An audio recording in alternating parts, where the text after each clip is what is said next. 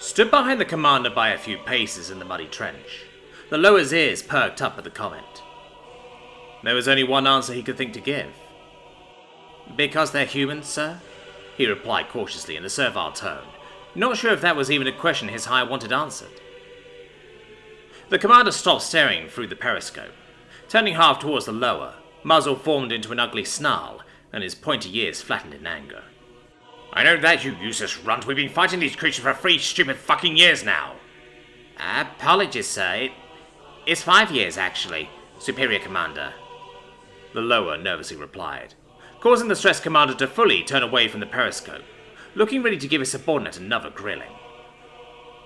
Although the commander's half-formed response died in his maw as the clack closed. The realization that he was truly losing track of time thanks to these unflappable humans hitting him full force.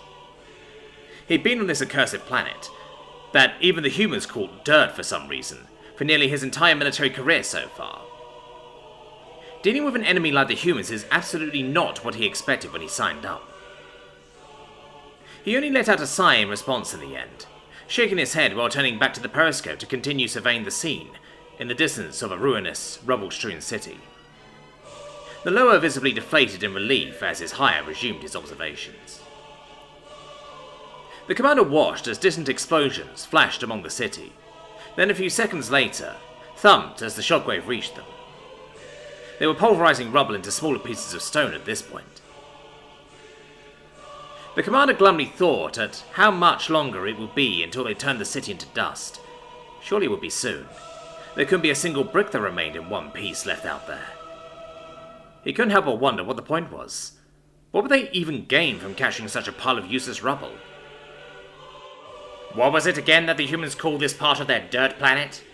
Ukrainia, sir, the lower replied. Such an uncivilized thing to live on the same planet and have the idea of separate nations. Ridiculous. They seemed to thoroughly enjoy fighting each other before we got here. Indeed, sir. The lower didn't share his commander's bravado, flinching and looking around furtively as a few hundred meters away, a stray counter-fired shell from the humans crashed against the earth, sending dark black mud flying. The higher barely seemed to notice it, or just didn't have the remaining will to care. Maybe we should have just left them to it, the commander sighed again. As the Emperor willed, though, we will bring these things into the fold, whether they like it or not.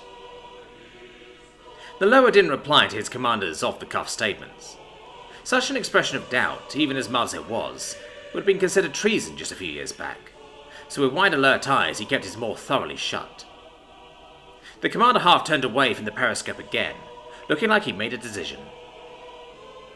Get the artillery to stop and prepare a probing attack. We bombarded them all night. I want to see if they really managed to survive that. The commander conjured up a lacking smirk, thoroughly unconvincing to his demoralized lower. Of course, sir. The lower didn't care to question the higher, gritting his teeth together. Considering the lower was the commander of this section of the line, he knew the humans would still be alive out there, somehow, and ready to kill anyone they sent. The higher, his commander, visiting this particularly stubborn area of the combat theatre, simply didn't believe the lower's descriptions of the humans' uncanny ability to survive artillery fire. He had insisted on a thorough bombardment, believing his subordinate to be incompetent, even when the lower fruitlessly tried to explain that he'd already been bombarding the place near continuously for 3 months before he deigned to pay a visit. Despite the lower's misgivings about the unfortunate waste of life that would soon ensue among his men, the order was passed on. The flashing and noise of the bombardment ceased moments later. Peace, of a sort, descended over the ruined city. At least it did for a moment. As the commander was about to give the order for which units he wanted sent in, his ear twitched up as he heard a sound. The sound of voices, human ones, hundreds of them. Shesh nevermirila, Ukraina ni slava, ni volia. They chanted as one, almost melodic in nature. The sound was dampened by the distance, echoing from the concealed human lines in the ruined city. Even then it was brazenly defiant and loud in the face of what they knew was a coming attack. A scowl formed on the commander's face. What on the 5 planets is that? The commander now shuddered in anger, as the combined singing from the apparently still alive Ukrainians continued. "It is a human song, sir. We've heard these Ukrainians sing it before." The lower didn't want to continue, feeling that was enough. The look from his commander told him to continue, though. That opening roughly means something like, "The glory and freedom of Ukraine has not yet perished." It goes on about how their enemies will die, and how they'll live happily on their land, or something like that. Translating all these different human dialects is difficult, sir. The lower stood stiffly, not sure how his commander will react to being told the meaning. "I see." The commander's response was surprisingly calm. "So they are mocking us."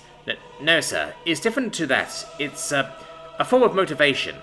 Singing these patriotic songs is something these humans do to remind themselves what they're fighting for, that they're part of a greater whole. It prepares them to die if need be. It's one of the many tools that probably keeps them so stubborn to the will of the Emperor, sir. The scowl returned to the commander's muzzle again. "So they want to die a glorious death for their people? I'd almost consider it honourable if these humans weren't simply uncivilized barbarians." The commander didn't give his lower a chance to reply, turning back to the city. The melodic singing of the humans still drifting over. "Let's give these Ukrainians what they want, then. Recommence the bombardment." The lower simply nodded, somewhat relieved that his comrades would be spared on this day, passing on his superior's orders. As the commander watched, the flashing and crashing of the artillery commenced again. However, despite this, the melancholic singing of the humans continued, the commander's sensitive ears flicking as he picked it out from the thwomp of the artillery. The defiance, the sheer stubbornness of what he was hearing, even while they were being bombarded with high explosive shells. In amongst a pile of rubble that barely resembled a city anymore, a place that any reasonable enemy would have long since abandoned, it only left the commander thinking one thing. One day this war would be over, but not how we want it to be. And what will we do then?